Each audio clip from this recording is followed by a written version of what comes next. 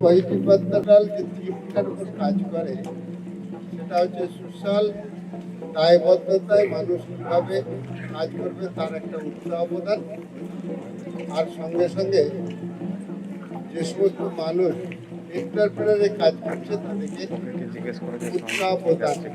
Positive বার্তা এই সমস্ত ছেলে মেয়ের জন্য যে প্রকল্পটি ঘোষণা করে পাড়ায় পাড়ায় ধনী মানুষের সম্মতন।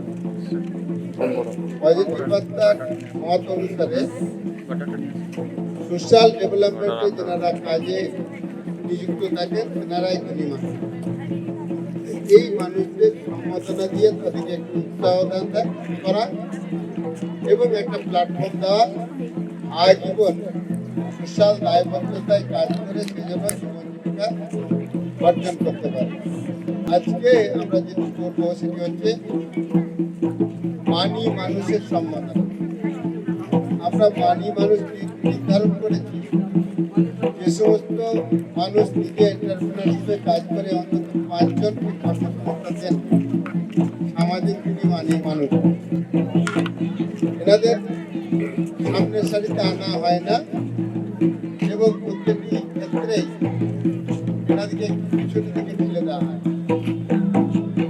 এনাদের সামনের সারিতে আনার লক্ষ্যেই এবং নেক্সট প্রজন্ম যাতে চিন্তা ভাবনা করতে পারে আমি এন্টারপ্রেনার হব, আমরা মহিলা এন্টারপ্রেনারের উপর বেশি গুরুত্ব দিয়েছি।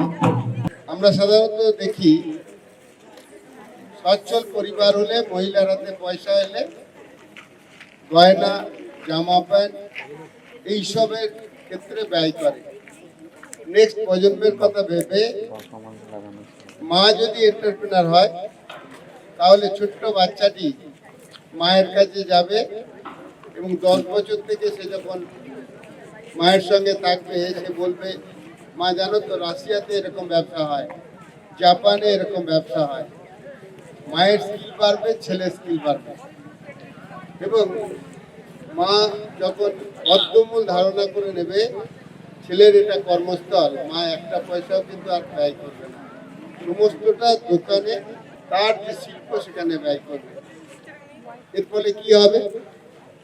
ছেলেটি এন্টারপ্রেনার হবে, তার বন্ধু বান্ধব আরো 10-20টা সেখানে কাজ করতে পারবে। অর্থাৎ আমাদের যে পয়সাটা আমার মতে ডেড মানি হচ্ছে, সেইটা যদি ফার্দার ইনভেস্ট হয় তাহলে আজকে পুঁজি খোঁজার দরকার হবে না। ভারতবর্ষে যত গয়না এবং বিভিন্ন যেগুলো অপ্রয়োজনীয় কিছুটা হলো তার আগে অনেক কিছু নিড আছে, সেইটা যদি একটু কম হয় এবং সেই পয়সাটা যদি শিল্পক্ষেত্রে ব্যয় হয় তাহলে কিন্তু বেকার সমস্যার সমাধান হয়ে যাবে। এই ভাবনার উপরেই আমরা মহিলা এন্টারপ্রেনারের জোর দিয়েছি। আমরা এখানে মানি এরকম ব্যক্তিত্ব আছেন, তেনাদের সম্বোধনা দেবো।